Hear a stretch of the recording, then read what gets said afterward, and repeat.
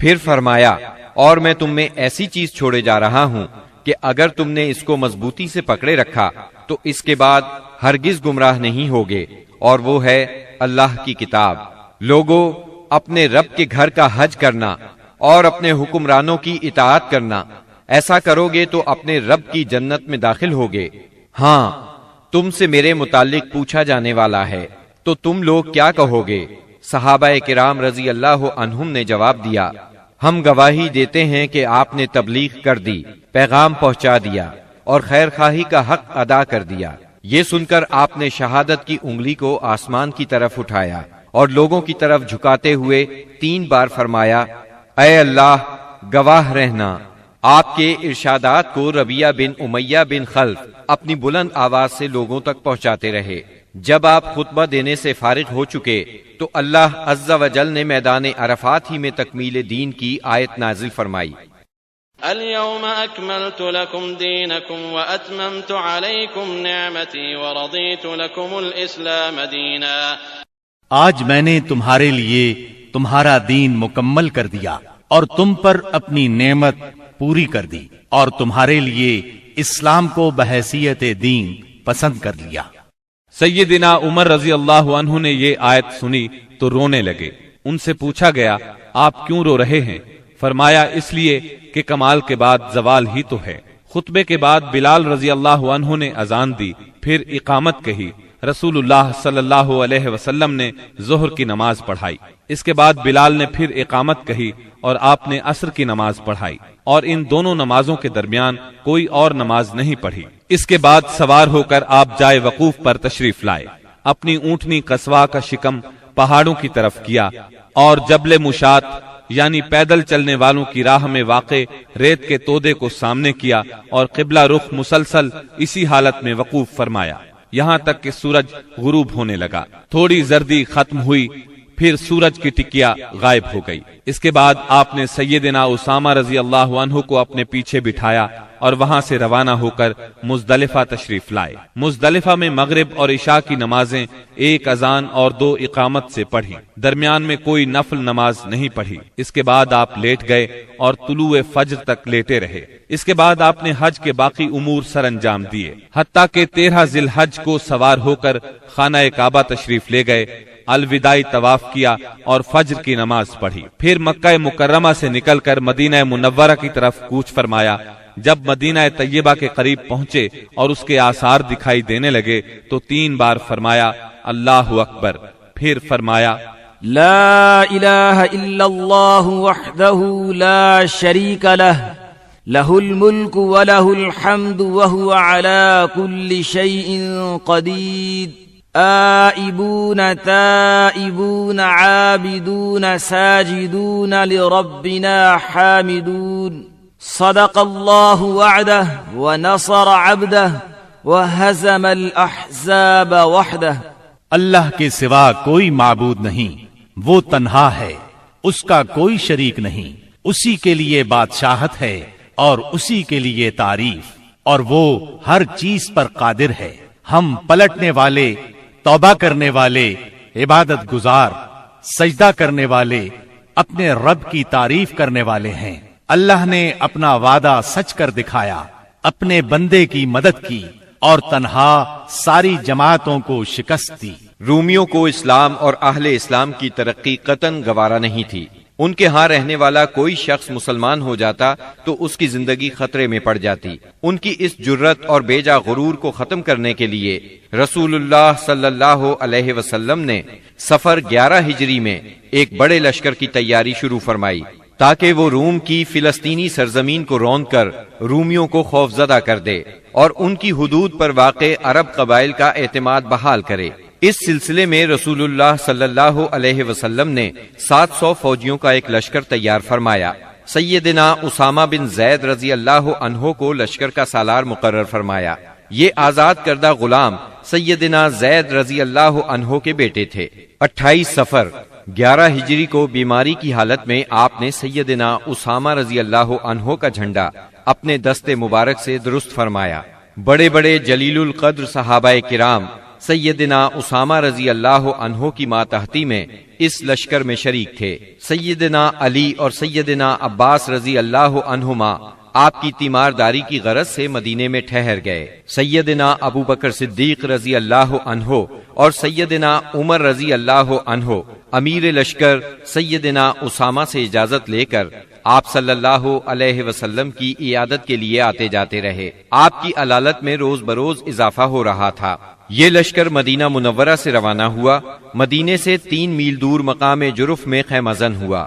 اس وقت رسول اللہ صلی اللہ علیہ وسلم کی بیماری کی تشویشناک خبریں موصول ہو رہی تھیں، چنانچہ اسامہ رضی اللہ عنہ اپنے لشکر کے ساتھ وہیں رکے رہے، بلکہ اللہ کے فیصلے کے انتظار میں ٹھہرنے پر مجبور ہو گئے، اور اللہ کا فیصلہ یہ تھا کہ یہ لشکر ابو بکر صدیق رضی اللہ عنہ کے عہد خلافت میں روانہ ہو۔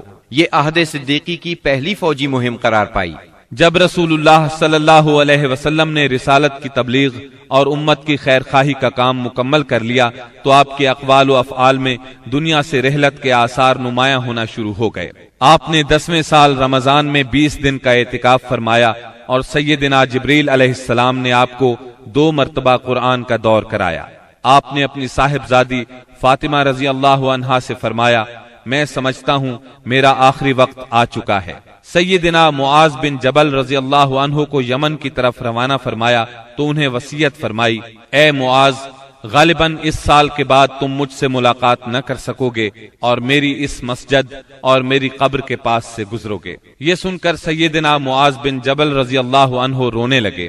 آپ نے حجۃ الوداع میں کئی بار کہا، غالباً میں تم لوگوں سے اپنے اس سال کے بعد نہ مل سکوں گا، غالباً اس سال کے بعد حج نہ کر سکوں گا۔ اسی طرح الیوم اکملت لکم دینکم اور اذا جاء نصر اللہ کا نزول اسی بات کا پیغام تھا کہ آپ دنیا میں اپنی مہم سے فارغ ہو چکے ہیں، اور اسی وجہ سے اس حج کا نام حجۃ الوداع رکھا گیا، کیونکہ آپ نے اپنے رب سبحانہ و تعالی کی طرف منتقل ہونے کے لیے لوگوں کو الوداع کہا۔ اوائل سفر 11 ہجری میں آپ احد تشریف لے گئے اور شہداء کے لیے اس طرح دعا کی گویا زندوں اور مردوں سے رخصت ہو رہے ہیں۔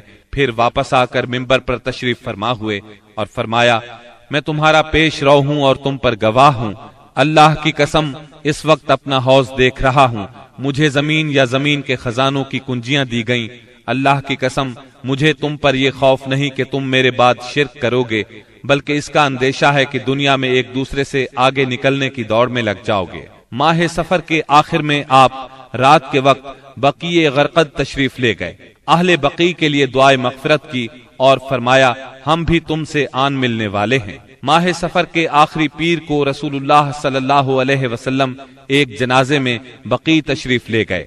سیدہ عائشہ صدیقہ رضی اللہ عنہا فرماتی ہیں، آپ بقیع سے واپس تشریف لائے تو میں اپنے سر میں درد محسوس کر رہی تھی اور یہ کہہ رہی تھی کہ ہائے میرا سر۔ یہ سن کر آپ نے فرمایا، بلکہ میں واللہ اے عائشہ ہائے میرا سر۔ یہ آپ صلی اللہ علیہ وسلم کی بیماری کی ابتدا تھی۔ اس کے باوجود آپ باری باری سب بیویوں کے پاس دن گزارتے رہے، یہاں تک کہ مرض میں شدت آ گئی۔ اس وقت آپ سیدہ میمونہ رضی اللہ عنہا کے گھر میں تھے اور پوچھ رہے تھے، کل میں کہاں رہوں گا، میں کل کہاں رہوں گا؟ مطلب یہ تھا کہ مجھے سیدہ عائشہ رضی اللہ عنہا کے ہاں رہنے دیا جائے۔ چنانچہ ازواج مطہرات نے اجازت دے دی کہ آپ جہاں چاہیں رہیں۔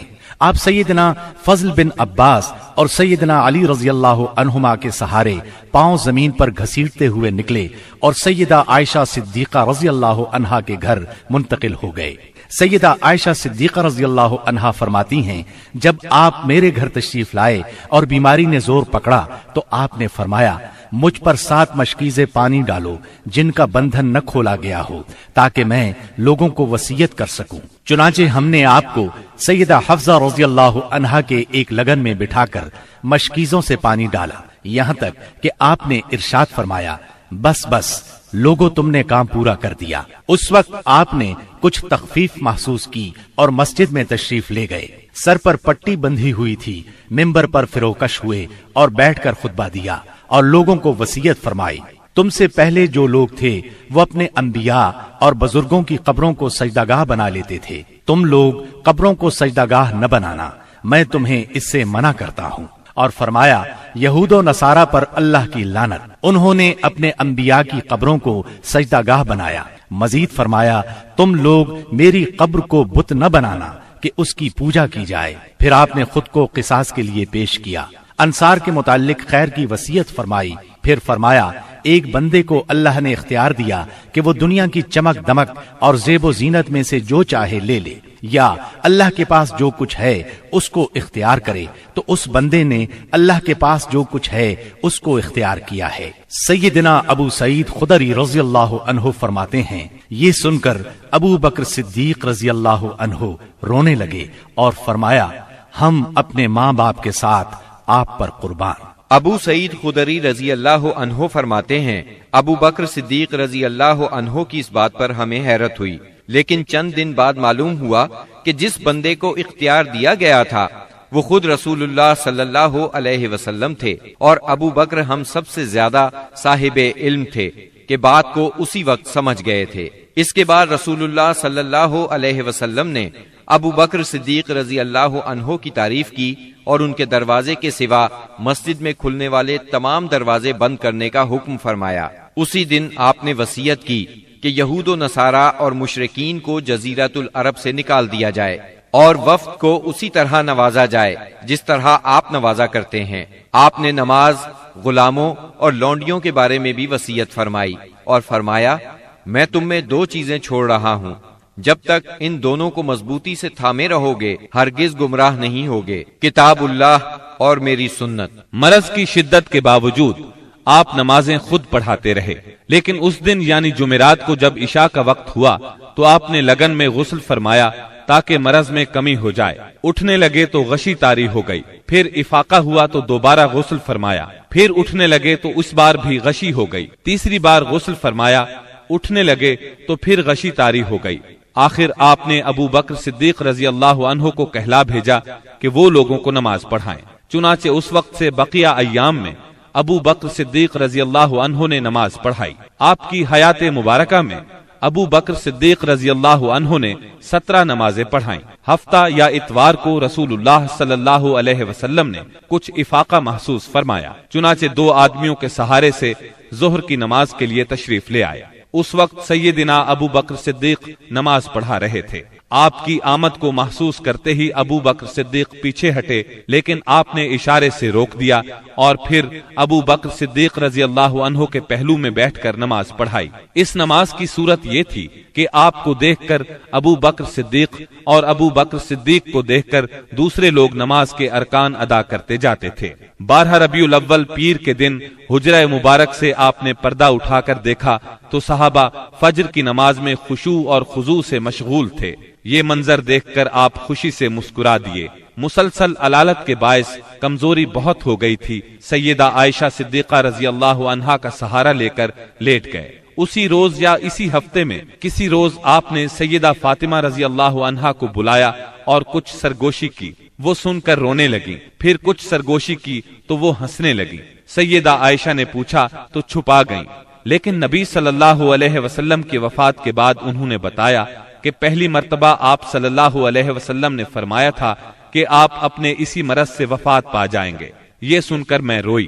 پھر آپ نے فرمایا کہ آپ کے اہل و عیال میں سب سے پہلے میں آپ سے ملوں گی، اس لیے میں ہنسی تھی، اور آپ نے انہیں یہ بشارت بھی دی تھی کہ آپ ساری خواتین جنت کی سردار ہیں۔ دن جیسے جیسے چڑھ رہا تھا آپ پر بار بار غشی طاری ہو رہی تھی۔ سیدہ فاطمہ رضی اللہ عنہا یہ دیکھ کر بولی ہائے میرے باپ کی بے چینی۔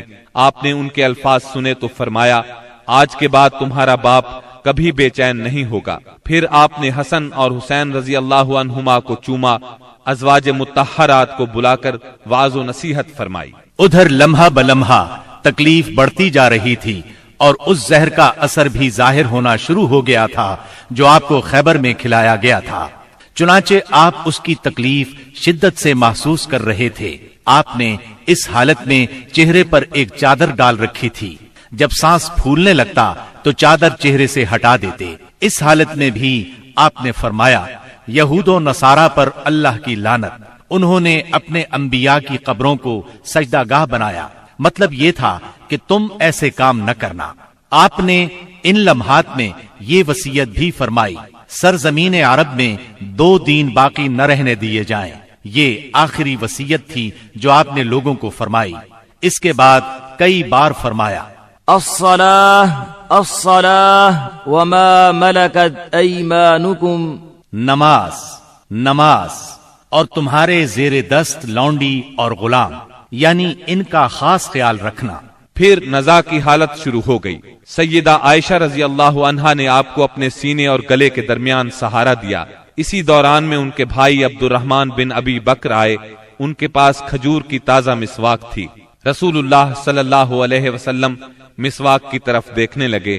سیدہ عائشہ صدیقہ سمجھ گئیں کہ آپ مسواک کرنا چاہتے ہیں۔ انہوں نے پوچھا، کیا آپ مسواک کرنا چاہتے ہیں؟ آپ نے سر کے اشارے سے ہاں فرمایا۔ چنانچہ انہوں نے مسواک لے کر چبائی، نرم کی اور پھر آپ نے اس کو لے لیا۔ نہایت اچھی طرح مسواک کی۔ آپ کے سامنے پیالے میں پانی تھا۔ آپ پانی میں دونوں ہاتھ ڈال کر چہرہ پونچھتے جاتے تھے اور فرماتے جاتے تھے، لا الہ الا اللہ ان للموت سکرات، اللہ کے سوا کوئی معبود نہیں، بے شک موت کے لیے سختیاں ہیں۔ پھر آپ نے دونوں ہاتھ یا انگلی اٹھائی، نگاہ چھت کی طرف بلند کی، دونوں ہونٹوں پر کچھ حرکت ہوئی۔ سیدہ عائشہ رضی اللہ عنہا نے کان لگایا تو آپ فرما رہے تھے، ان انبیاء، صدیقین، شہداء اور صالحین کے ساتھ جنہیں تو نے انعام سے نوازا، اے اللہ مجھے بخش دے اور مجھ پر رحم فرما اور مجھے رفیق اعلیٰ میں پہنچا دے، اے اللہ رفیق اعلیٰ۔ آخری فقرہ 3 بار دہرایا اور روح پرواز کر گئی، ہاتھ جھک گیا اور آپ رفیق اعلیٰ سے جا ملے۔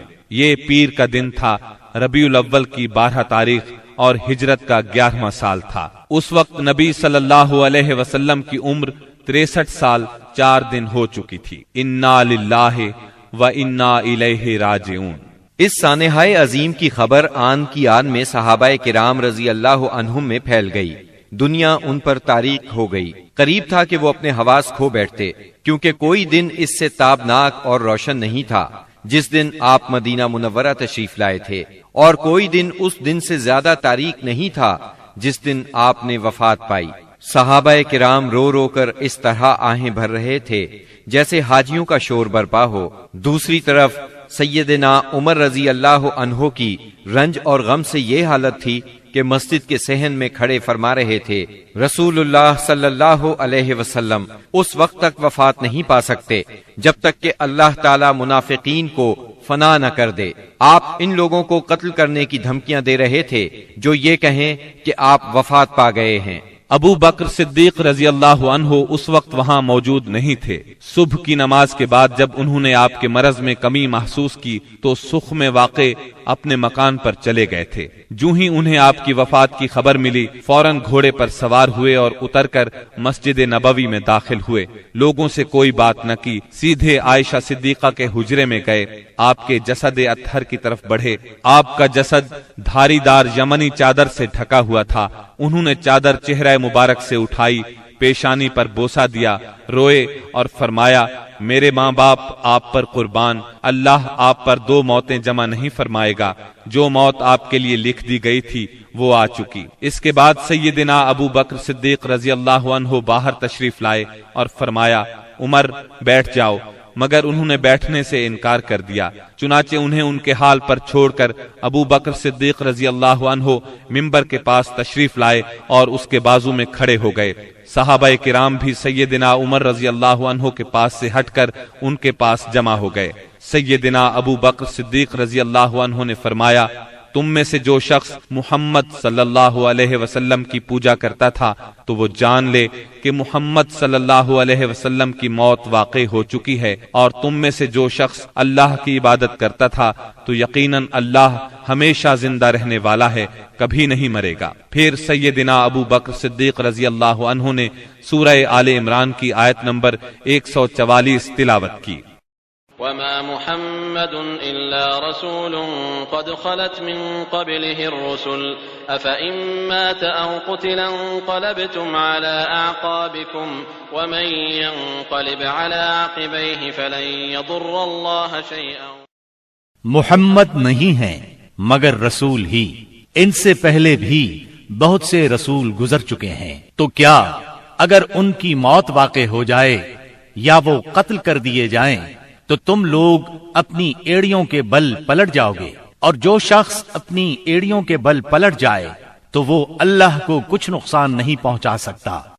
سیدنا ابن عباس رضی اللہ عنہ ارشاد فرماتے ہیں، اللہ کی قسم ایسا لگتا تھا کہ لوگوں نے اس سے پہلے جانا ہی نہیں تھا کہ اللہ نے یہ آیت نازل فرمائی ہے۔ یہاں تک کہ ابو بکر صدیق رضی اللہ عنہ نے اس آیت کی تلاوت کی تو سارے لوگوں نے ان سے یہ آیت اخذ کی، اور تب ایسا محسوس ہوا کہ ہر کوئی اس آیت کی تلاوت کر رہا ہے۔ خود سیدنا عمر رضی اللہ عنہ کا ارشاد ہے، اللہ کی قسم میں نے جو ہی سیدنا ابو بکر صدیق رضی اللہ عنہ کو یہ آیت تلاوت کرتے سنا تو جان گیا کہ یہ حق ہے، پس میں ٹوٹ کر رہ گیا، یہاں تک کہ میرے پاؤں مجھے اٹھا ہی نہیں رہے تھے اور میں زمین کی طرف لڑھک گیا، اور میں نے جان لیا کہ واقعی نبی اکرم صلی اللہ علیہ وسلم کی وفات ہو چکی ہے۔ اس آیت کا سننا تھا کہ صحابہ کرام کی آنکھیں کھل گئیں، اور ایسا معلوم ہوا کہ یہ آیت آج ہی اتری ہے۔ ہر صحابی کی زبان پر یہی آیت تھی، اسی کا چرچا تھا۔ نبی کریم صلی اللہ علیہ وسلم کی تجہیز و تکفین کا کام منگل کو شروع ہوا۔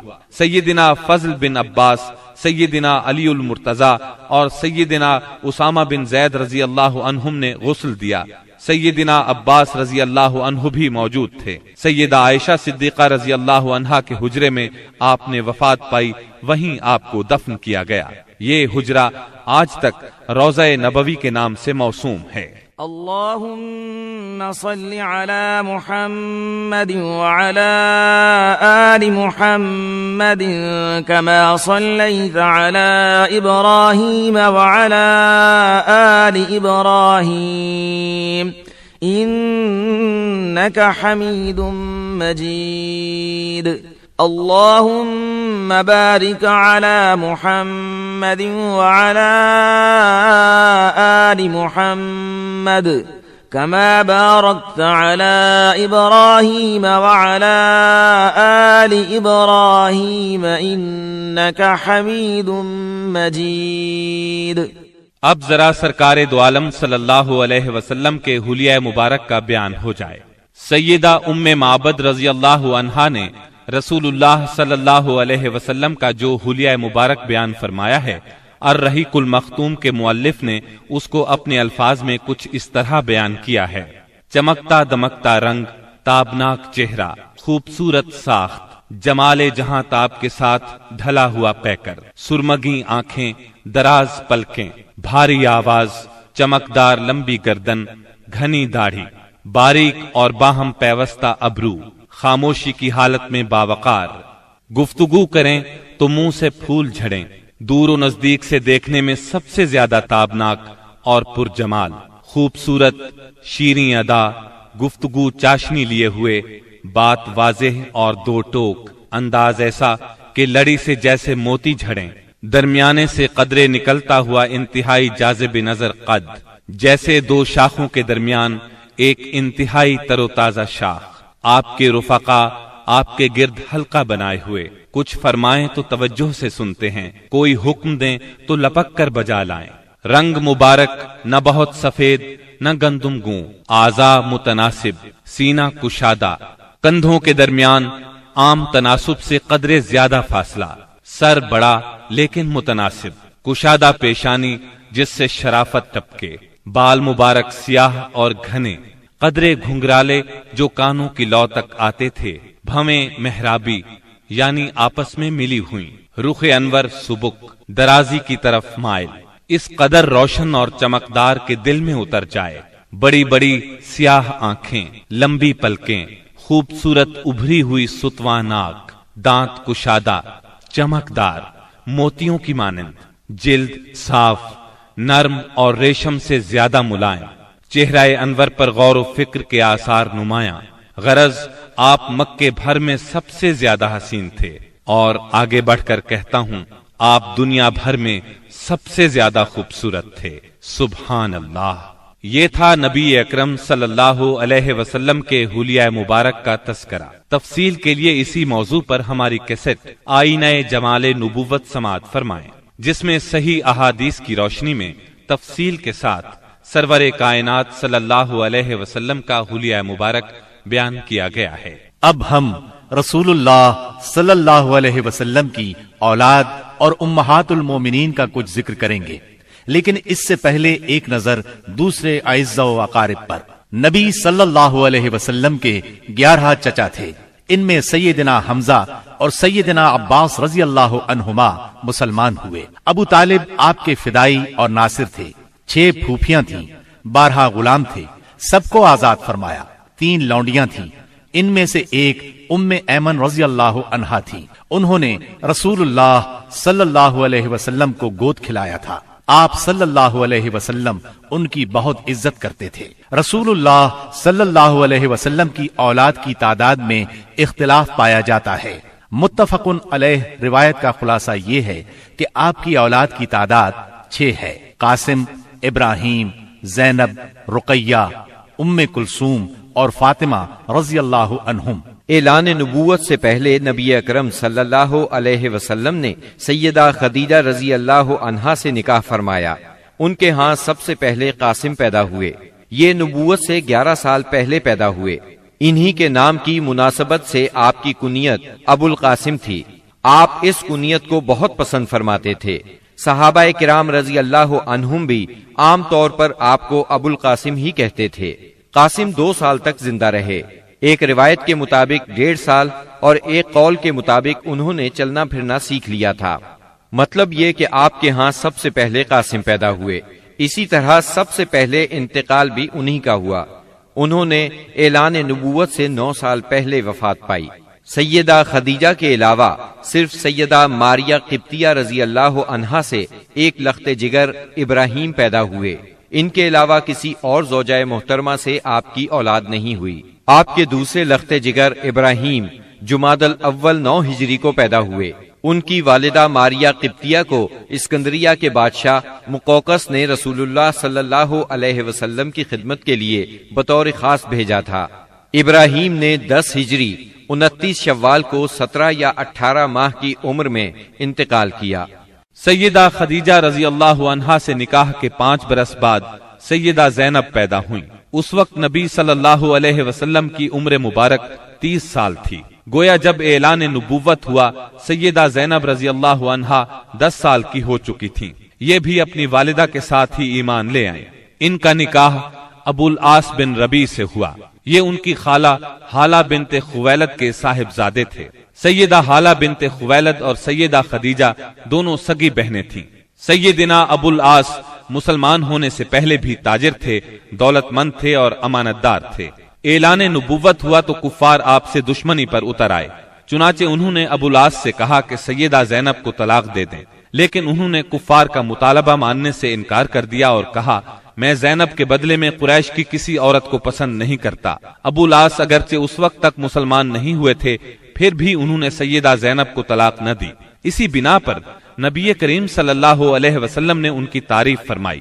یہ غزوہ بدر میں گرفتار ہوئے۔ انہوں نے اگرچہ لڑائی میں حصہ نہیں لیا تھا، لیکن مشرکین کے ساتھ آئے ضرور تھے۔ قیدیوں کو چھڑانے کے لیے ان کے عزیزوں نے معاوضے ارسال کیے۔ سیدہ زینب رضی اللہ عنہا نے اپنے خاوند کو چھڑانے کے لیے اپنا ہار بھیجا۔ یہ ہار انہیں سیدہ خدیجہ رضی اللہ عنہا سے ملا تھا۔ اس ہار کو دیکھ کر آپ صلی اللہ علیہ وسلم کی آنکھوں میں آنسو آ گئے۔ آپ نے صحابہ کرام رضی اللہ عنہم سے فرمایا تم پسند کرو تو ابو العاص کو رہا کر دو اور زینب کا ہار واپس کر دو۔ صحابہ کرام نے فوراً انہیں رہا کر دیا، ہار بھی انہیں دے دیا۔ اس پر آپ نے فرمایا جب آپ مکے پہنچیں تو زینب کو ہماری طرف بھیج دیں۔ ابو العاص نے یہ وعدہ پورا کیا، انہیں مدینہ منورہ بھیج دیا۔ ہجرت کے دوران میں حبار بن اسود نے انہیں روکنے کی کوشش کی، کفار نے ان کی مدد کی۔ اس کشمکش میں سیدہ زینب زخمی بھی ہوئیں، تاہم آپ مدینہ منورہ پہنچ گئیں۔ اسی بنیاد پر نبی کریم صلی اللہ علیہ وسلم نے ان کے بارے میں ارشاد فرمایا میری بیٹیوں میں سب سے افضل زینب ہے، اسے میری وجہ سے مصیبت میں مبتلا ہونا پڑا اور اذیت میں مبتلا کیا گیا۔ ہبار بن اسود جنہوں نے سیدہ زینب کو روکنے کی کوشش کی تھی، فتح مکہ کے موقع پر مسلمان ہوئے اور نبی کریم صلی اللہ علیہ وسلم نے ان کا یہ قصور معاف کر دیا۔ سیدہ زینب رضی اللہ عنہا کے ہاں ابو العاص رضی اللہ عنہ سے ایک لڑکا اور ایک لڑکی پیدا ہوئے۔ لڑکے کا نام علی اور لڑکی کا نام امامہ رکھا گیا۔ ان دونوں کی پرورش رسول اللہ صلی اللہ علیہ وسلم نے فرمائی۔ علی بچپن میں فوت ہوئے۔ آپ کو امامہ سے بہت محبت تھی۔ ایک ہار بطور ہدیہ آپ کے پاس آیا۔ آپ نے فرمایا، یہ ہار میں اپنے اہل بیت میں سے اسے دوں گا جو مجھے سب سے زیادہ پسند ہے۔ چنانچہ آپ نے وہ ہار امامہ کو دے دیا۔ 12 ہجری میں سیدہ امامہ سے سیدنا علی رضی اللہ عنہ نے نکاح کیا، کیونکہ اس وقت تک سیدہ فاطمہ وفات پا چکی تھی۔ سیدنا علی رضی اللہ عنہ کی شہادت کے بعد مغیرہ بن نوفل سے ان کا نکاح ہوا۔ انہی کے نکاح میں یہ فوت ہوئی۔ ابو العاص رضی اللہ عنہ کے مسلمان ہونے کے بعد نبی صلی اللہ علیہ وسلم نے سیدہ زینب کو پہلے نکاح میں دوبارہ ان کے گھر رخصت فرمایا۔ اس کے کچھ ہی عرصے بعد 8 ہجری میں سیدہ زینب انتقال کر گئیں۔ انا للہ و انا الیہ راجعون۔ سیدہ زینب کے بعد سیدہ خدیجہ رضی اللہ عنہا کے ہاں سیدہ رقیہ پیدا ہوئیں۔ یہ ان سے 3 سال بعد پیدا ہوئیں۔ ان کی پیدائش کے وقت نبی اکرم صلی اللہ علیہ وسلم کی عمر 33 سال تھی۔ گویا اعلان نبوت کے وقت ان کی عمر 7 سال تھی۔ یہ بھی اپنی والدہ کے ساتھ ہی ایمان لے آئیں۔ اسلام سے پہلے رسول اللہ صلی اللہ علیہ وسلم نے ان کا نکاح اپنے چچا ابو لہب کے بیٹے عتبہ سے کر دیا تھا۔ رخصتی نہیں ہوئی تھی۔ آپ نے نبوت کا اعلان فرمایا تو ابو لہب دشمنی میں سب سے آگے بڑھ گیا۔ اس نے بیٹے کو حکم دیا، محمد کی بیٹی کو طلاق دے دو، طلاق نہیں دو گے تو تم سے بات نہیں کروں گا۔ باپ کے کہنے پر اس نے سیدہ رقیہ رضی اللہ عنہا کو طلاق دے دی، یعنی یہ طلاق صرف اسلام دشمنی کی بنیاد پر دی گئی تھی۔ اس کے بعد آپ نے سیدہ رقیہ رضی اللہ عنہا کا نکاح سیدنا عثمان رضی اللہ عنہ سے کر دیا۔ سیدہ رقیہ نے سیدنا عثمان بن عفان رضی اللہ عنہ کے ساتھ حبشہ کی ہجرت بھی کی، اور یہ اسلام میں سب سے پہلی ہجرت تھی۔ حبشہ میں ان کے ہاں ایک بیٹا پیدا ہوا، اس کا نام عبداللہ رکھا گیا۔ اپنے والدین کے ساتھ ہجرت کر کے یہ نواسہ رسول مدینہ منورہ پہنچے اور 6 سال کی عمر میں وفات پا گئے۔ 2 ہجری میں غزوہ بدر پیش آیا تو سیدہ رقیہ بیمار تھی۔ سیدنا عثمان رضی اللہ عنہ ان کی تیمارداری کی خاطر غزوہ بدر میں شرکت نہ کر سکے، تاہم نبی کریم صلی اللہ علیہ وسلم نے انہیں مال غنیمت میں سے حصہ عطا فرمایا۔ غزوہ بدر کے دوران میں ہی سیدہ رقیہ انتقال کر گئیں، یعنی جب آپ بدر کے میدان سے واپس تشریف لائے تو یہ دنیا سے رخصت ہو چکی تھیں۔ آپ ان کے جنازے میں بھی شریک نہ ہو سکے، البتہ قبر پر تشریف لے گئے۔ سیدہ رقیہ نے قریباً 21 سال کی عمر میں وفات پائی۔ انا للہ و انا الیہ راجعون۔ سیدہ ام کلثوم رضی اللہ عنہا نبی کریم صلی اللہ علیہ وسلم کی تیسری صاحبزادی ہیں۔ یہ اپنی کنیت ہی سے مشہور ہوئیں۔ آپ نے نبوت کا اعلان فرمایا تو والدہ اور بہنوں کے ساتھ ایمان لائیں۔ ہجرت تک مکے میں رہیں۔ اعلان نبوت سے پہلے آپ نے ان کا نکاح ابو لہب کے دوسرے بیٹے عتیبہ سے کر دیا تھا۔ رخصتی نہیں ہوئی تھی۔ اسلام لانے پر ابو لہب نے انہیں بھی طلاق دلوائی۔ غزوہ بدر کے موقع پر جب سیدہ رقیہ کا انتقال ہو گیا تو سیدنا عثمان پر ان کی وفات کا بہت اثر ہوا۔ ہر وقت غمگین رہتے تھے۔ آپ نے انہیں اس درجے غمگین دیکھ کر ایک روز فرمایا، اے عثمان، مجھے اللہ نے حکم دیا ہے کہ میں اپنی دوسری بیٹی آپ کے نکاح میں دے دوں۔ جو مہر رقیہ کا مقرر ہوا تھا اتنا ہی مہر ام کلثوم کا ہوا۔ اس طرح سیدنا عثمان رضی اللہ عنہ سے ان کا نکاح ہوا اور آپ ذوالنورین کہلائے، یعنی 2 نوروں والے۔ یہ نکاح ربیع الاول 3 ہجری میں ہوا۔ ام کلثوم کے ہاں کوئی اولاد نہیں ہوئی۔ جب تک سیدہ ام کلثوم سیدنا عثمان کے نکاح میں رہیں انہوں نے کسی اور عورت سے نکاح نہیں کیا۔ سیدہ ام کلثوم کا انتقال بھی نبی صلی اللہ علیہ وسلم کی زندگی میں ہوا۔ انہوں نے شعبان 9 ہجری میں رحلت فرمائی۔ ان کے انتقال پر سیدنا عثمان رضی اللہ عنہ اور زیادہ غمگین ہوئے۔ ان حالات میں نبی اکرم صلی اللہ علیہ وسلم نے انہیں تسلی دیتے ہوئے فرمایا، اگر میرے ہاں 10 بیٹیاں بھی ہوتی تو میں یکے بعد دیگرے عثمان کے نکاح میں دے دیتا۔ نبی کریم صلی اللہ علیہ وسلم کی چوتھی بیٹی سیدہ فاطمہ رضی اللہ عنہا تھی۔ آپ سب سے چھوٹی تھیں۔ آپ نبوت کے پہلے سال پیدا ہوئیں۔ آپ کی چال ڈھال رسول اللہ صلی اللہ علیہ وسلم سے بہت ملتی جلتی تھی۔ صرف یہی نہیں بلکہ اٹھتے بیٹھتے اور ہر بات میں سیدہ فاطمہ سے زیادہ آپ کے مشابہ اور کسی کو نہیں دیکھا گیا۔ آپ کی عمر 15.5 سال کی ہوئی تو نبی اکرم صلی اللہ علیہ وسلم نے آپ کا نکاح سیدنا علی رضی اللہ عنہ سے کر دیا۔ اس وقت سیدنا علی رضی اللہ عنہ کی عمر 20 سال 5 ماہ تھی۔ اس نکاح کے گواہ سیدنا ابو بکر صدیق، سیدنا عمر فاروق اور سیدنا عثمان رضی اللہ عنہم تھے۔ نبی صلی اللہ علیہ وسلم نے آخری اوقات میں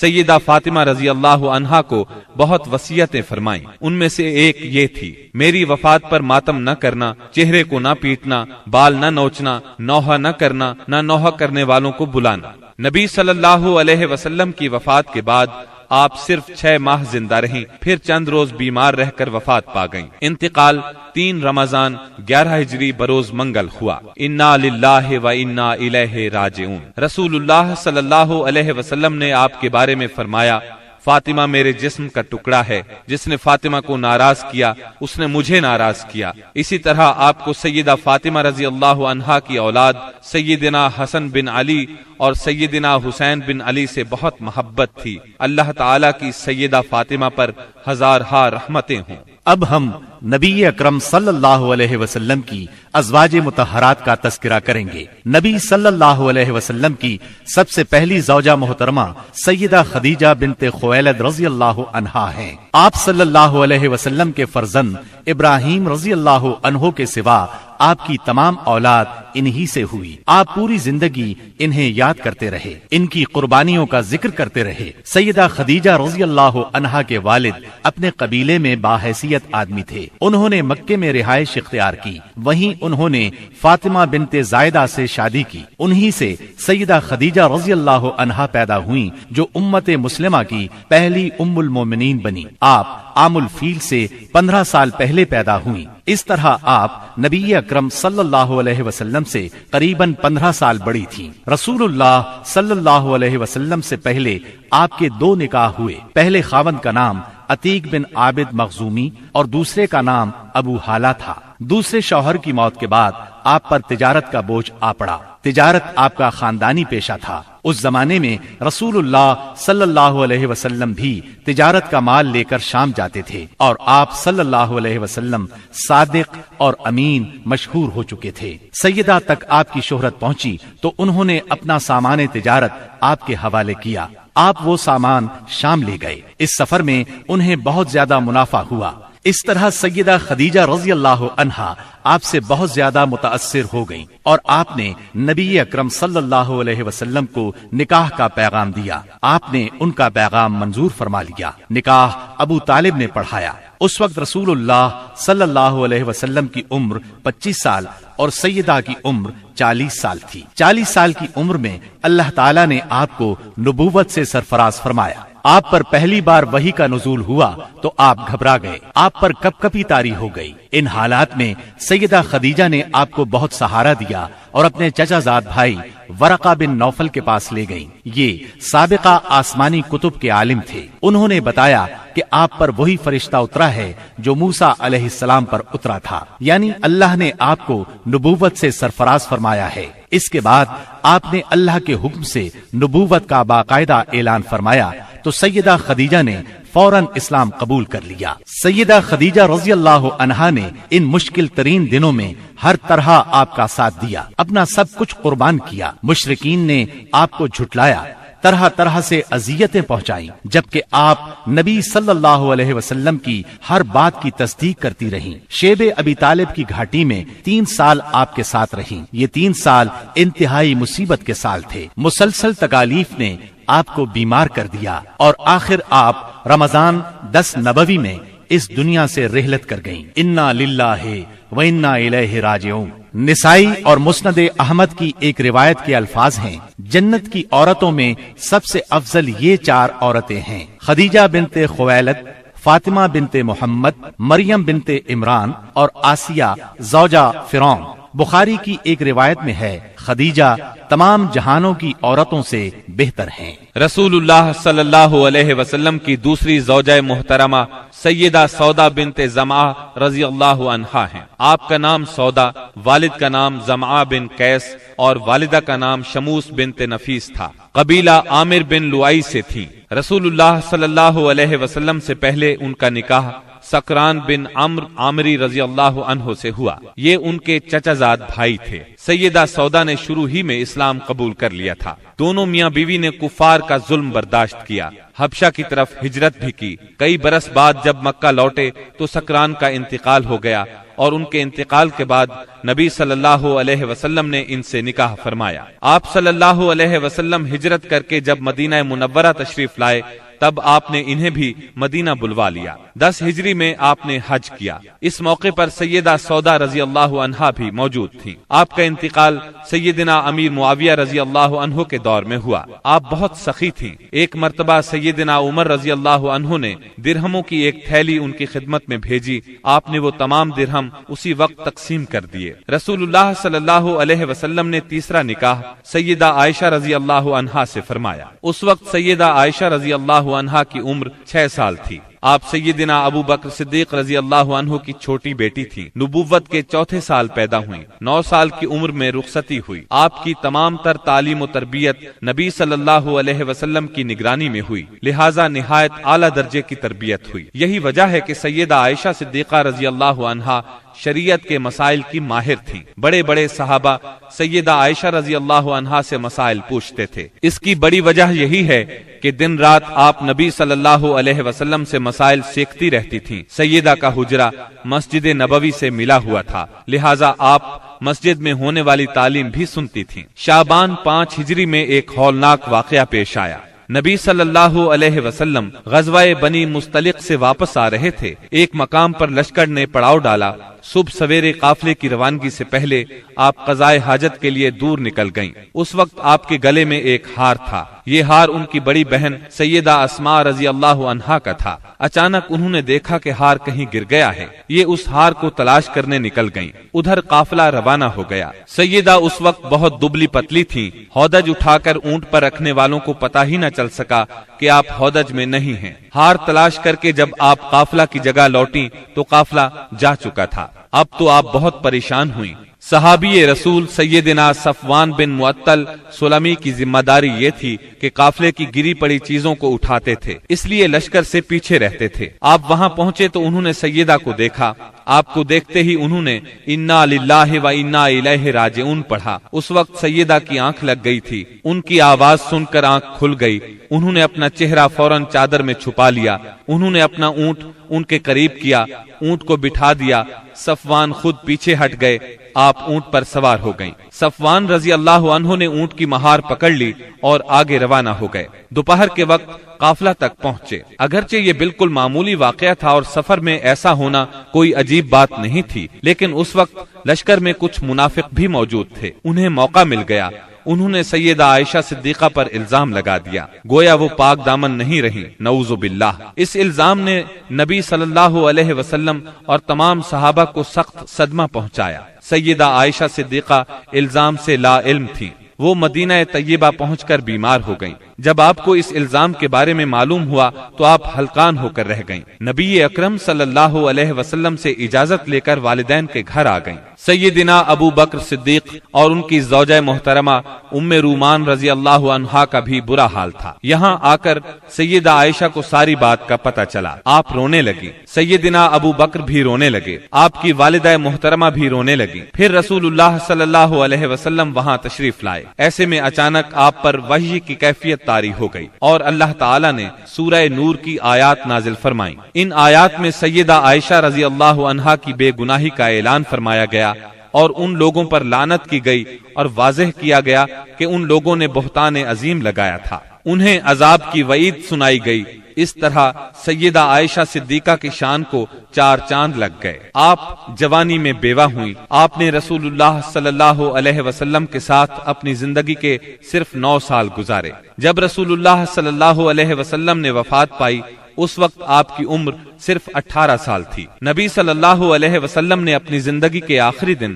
سیدہ عائشہ صدیقہ رضی اللہ عنہا کے حجرے میں گزارے، وہیں دفن ہوئے۔ نبی صلی اللہ علیہ وسلم کے بعد آپ نے 50 سال بیوگی کی زندگی گزاری۔ آپ نے سیدنا امیر معاویہ رضی اللہ عنہ کے دور خلافت میں 17 رمضان 58 ہجری میں انتقال فرمایا۔ اس وقت عمر 63 سال تھی۔ اللہ کی آپ پر بے شمار رحمتیں ہوں۔ 2 ہجری میں رسول اللہ صلی اللہ علیہ وسلم نے سیدہ حفصہ رضی اللہ عنہا سے نکاح فرمایا۔ یہ سیدنا عمر رضی اللہ عنہ کی بیٹی تھی۔ ان کی پہلی شادی خنیس بن حذیفہ ساہمی رضی اللہ عنہ سے ہوئی۔ غزوہ بدر میں یہ زخمی ہوئے اور انہی زخموں سے شہادت پائی۔ بیٹی کے بیوہ ہونے پر سیدنا عمر رضی اللہ عنہ کو فکر لاحق ہوئی۔ ایسے میں نبی صلی اللہ علیہ وسلم نے خود سیدہ حفصہ سے نکاح کی خواہش فرمائی۔ اس طرح یہ نکاح ہوا۔ سیدہ حفصہ رضی اللہ عنہا نہایت فضل اور کمال کی مالک تھیں۔ شعبان 45 ہجری میں وفات پائی۔ وہ زمانہ سیدنا امیر معاویہ رضی اللہ عنہ کا تھا۔ آپ کی کچھ جائیداد تھی۔ وفات سے پہلے اپنے بھائی عبداللہ بن عمر رضی اللہ عنہ کو وصیت کی کہ اس زمین کو صدقہ کر دینا۔ اللہ تعالیٰ کی ان پر ہزارہا رحمتیں ہوں۔ رسول اللہ صلی اللہ علیہ وسلم نے ایک نکاح سیدہ زینب بنت خزیمہ رضی اللہ عنہا سے فرمایا۔ یہ بہت زیادہ سخی تھی، اس لیے ان کی کنیت ام المساکین مشہور ہوئی۔ بہت رحم دل بھی تھی، فقراء اور مساکین کو فیاضی سے کھانا کھلاتی تھی۔ ان کا پہلا نکاح سیدنا عبداللہ بن جہش سے ہوا۔ یہ جلیل القدر صحابی تھے، بہت بہادر تھے، غزوہ احد میں شہید ہوئے۔ ان کی شہادت کے بعد نبی صلی اللہ علیہ وسلم نے ام المومنین سیدہ زینب سے نکاح فرمایا۔ رسول اللہ صلی اللہ علیہ وسلم سے نکاح کے وقت آپ کی عمر 30 سال کے قریب تھی۔ نکاح کے صرف 3 ماہ بعد آپ انتقال کر گئیں۔ سیدہ خدیجہ رضی اللہ عنہا کے بعد یہ پہلی بیوی ہیں جو آپ صلی اللہ علیہ وسلم کی زندگی میں انتقال کر گئیں۔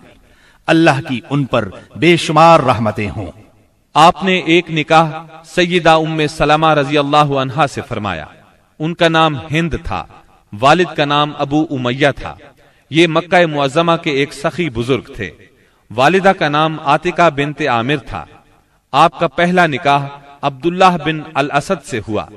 یہ ابو سلمہ کے نام سے مشہور تھے۔ ام سلمہ کے چچا زاد اور نبی صلی اللہ علیہ وسلم کے رضائی بھائی تھے۔ اسلام کی ابتدا ہی میں دونوں میاں بیوی نے اسلام قبول کر لیا۔ دونوں کو مکہ سے حبشہ کی ہجرت کا شرف بھی حاصل ہوا۔ پھر یہ مکے واپس آ گئے۔ سیدہ ام سلمہ پہلی خاتون ہیں جو مکے سے ہجرت کر کے مدینے پہنچی۔ ہجرت کے سفر میں بہت تکالیف اٹھائیں۔ ابو سلمہ نے ان سے پہلے مدینہ منورہ کی طرف ہجرت کی۔ ابو سلمہ احد کی لڑائی میں زخمی ہوئے اور اپنے مالک سے جا ملے۔ جب ام سلمہ رضی اللہ عنہا کی عدت پوری ہو گئی تو رسول اللہ صلی اللہ علیہ وسلم کی طرف سے انہیں نکاح کا پیغام ملا۔ آپ نے منظور فرمایا۔ اس طرح یہ نکاح ہوا۔ آپ 4 ہجری میں حرم نبوی میں داخل ہوئیں۔ پوری زندگی آپ صلی اللہ علیہ وسلم کے ساتھ رہیں۔ آپ کی تاریخ وفات میں اختلاف پایا جاتا ہے۔ زیادہ تر روایات یہ ہیں کہ آپ نے 63 ہجری میں 84 سال کی عمر میں وفات پائی۔ آپ بہت زیادہ خوبصورت تھیں، بہت فضائل کی مالک تھیں۔ علم کے لحاظ سے بھی ان کا ممتاز مقام ہے۔ لوگ ان سے مسائل پوچھا کرتے تھے۔ قرآن اور سنت کی ماہر تھیں اور فقہ پر بھی عبور رکھتی تھیں۔ متقی اور پرہیزگار اتنی تھیں کہ شریعت کی خلاف ورزی قطعاً برداشت نہیں کرتی تھیں۔ اللہ کی ان پر بے شمار رحمتیں ہوں۔ رسول اللہ صلی اللہ علیہ وسلم نے ایک نکاح سیدہ زینب بنت جہش رضی اللہ عنہا سے فرمایا۔ آپ کا نام برہ تھا، والد کا نام جہش اور والدہ کا امیمہ تھا۔ یہ عبد المطلب کی صاحبزادی تھی۔ اس طرح سیدہ زینب نبی صلی اللہ علیہ وسلم کی سگی پھوپھی کی بیٹی تھی۔ امیمہ عبداللہ کی سگی بہن اور رسول اللہ صلی اللہ علیہ وسلم کی پھوپھی تھی۔ سیدہ زینب سب سے پہلے ایمان لانے والوں میں شامل ہیں، پھر سب سے پہلے ہجرت کرنے والوں میں بھی شریک ہیں۔ رسول اللہ صلی اللہ علیہ وسلم نے آپ کا نام برہ سے تبدیل کر کے زینب رکھا تھا۔ نبی صلی اللہ علیہ وسلم کے نکاح میں آنے سے پہلے آپ کا نکاح سیدنا زید بن حارثہ رضی اللہ عنہ سے ہوا۔ یہ رسول اللہ صلی اللہ علیہ وسلم کے منہ بولے بیٹے اور آزاد کردہ غلام تھے، لیکن ان دونوں کی آپس میں نہ نبھ سکی اور طلاق ہو گئی۔ تب ان کی عدت کے بعد نبی اکرم صلی اللہ علیہ وسلم نے خود ان سے نکاح کا ارادہ فرمایا، انہیں نکاح کا پیغام بھیجا۔ سیدہ زینب نے منظور کیا۔ اس پر منافقین نے تانا دیا کہ دیکھو پیغمبر نے خود اپنے بیٹے کی عورت سے نکاح کر لیا۔ اللہ تعالیٰ نے ان بدباطنوں کے رد میں آیت خاتم النبیین نازل فرمائی۔ ما كان محمد أبا أحد من رجالكم ولكن رسول الله وخاتم النبيين وكان الله بكل شيء عليما۔ محمد صلی اللہ علیہ وسلم تمہارے مردوں میں سے کسی کے باپ نہیں، لیکن وہ اللہ کے رسول اور خاتم النبیین ہیں، اور اللہ تعالی ہر چیز کا خوب علم رکھنے والا ہے۔ اس آیت سے یہ بات واضح ہوئی کہ منہ بولے بیٹے کی بیوی سے نکاح کرنا جائز ہے۔ اس طرح منافقین کے منہ بند ہو گئے۔ یہ نکاح 4 ہجری میں ہوا۔ اس نکاح کی خاص بات یہ ہے کہ اس موقع پر پردے کا حکم نازل ہوا، نکاح کے لیے وحی آئی۔ یہ نکاح آسمانوں پر ہوا۔ سورہ احزاب کی آیت 37 سیدہ زینب کے بارے میں نازل ہوئی۔ سیدہ زینب فخر سے کہا کرتی تھیں کہ تمہارے نکاح تمہارے گھر والوں نے زمین پر کیے ہیں، جبکہ میرا نکاح میرے رب نے آسمانوں پر کیا۔ آپ بہت زیادہ سخی تھیں، محنت کر کے صدقہ کرتی تھیں تاکہ اللہ کا قرب حاصل ہو۔ آپ کا انتقال 20 ہجری میں سیدنا عمر فاروق رضی اللہ عنہ کی خلافت میں ہوا۔ نکاح کے وقت آپ کی عمر 35 سال تھی اور وفات کے وقت آپ کی عمر 53 سال تھی۔ اللہ کی ان پر ہزارہا رحمتیں ہوں۔ آپ صلی اللہ علیہ وسلم نے ایک نکاح سیدہ جویریہ بنت حارث رضی اللہ عنہا سے کیا۔ آپ کا نام برہ تھا۔ بعد میں رسول اللہ صلی اللہ علیہ وسلم نے جویریہ رکھا۔ آپ کا پہلا نکاح مصافع بن صفوان سے ہوا۔ سیدہ جویریہ کے والد حارث کا تعلق قبیلہ بنو مستلق سے تھا۔ یہ اس قبیلے کے سردار تھے۔ ان لوگوں نے مدینہ منورہ پر حملے کی تیاریاں کی تو نبی صلی اللہ علیہ وسلم نے ان پر چڑھائی کر دی۔ اس لڑائی میں ان کے قبیلے کے 11 مرد قتل ہو گئے، باقی لوگ گرفتار کر لیے گئے۔ گرفتار شدگان میں سیدہ جویریہ بھی تھی۔ مال غنیمت کی تقسیم میں یہ سیدنا ثابت بن قیس رضی اللہ عنہ کے حصے میں آئی، لیکن انہوں نے لونڈی کی حیثیت سے رہنا منظور نہ کیا اور ثابت بن قیس سے اجرت طے کر لی۔ اس سلسلے میں مدد کے لیے نبی کریم صلی اللہ علیہ وسلم کے پاس آئیں تو آپ صلی اللہ علیہ وسلم نے نکاح کی خواہش ظاہر فرمائی۔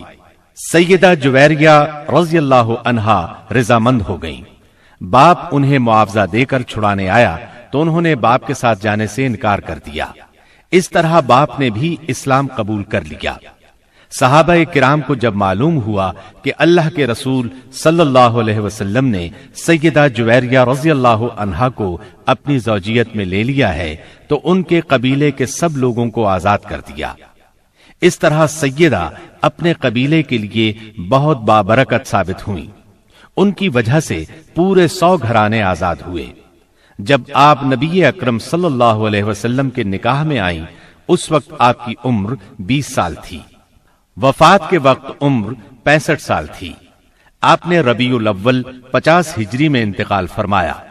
آپ نے نہایت سادہ اور زاہدانہ زندگی بسر کی۔ اللہ کی ان پر بے شمار رحمتیں ہوں۔ آپ نے ایک نکاح سیدہ ام حبیبہ رضی اللہ عنہا سے فرمایا۔ یہ سیدنا ابو سفیان رضی اللہ عنہ کی بیٹی تھی۔ آپ کا نام رملہ تھا۔ ام حبیبہ کنیت تھی۔ والدہ کا نام صفیہ تھا۔ بعض مورخین نے آپ کا نام ہند بھی لکھا ہے۔ آپ سیدنا معاویہ رضی اللہ عنہ کی بہن تھیں، اعلان نبوت سے 17 سال پہلے پیدا ہوئیں، شروع ہی میں مسلمان ہو گئی تھیں۔ ان کا پہلا نکاح عبداللہ بن جہش سے ہوا تھا۔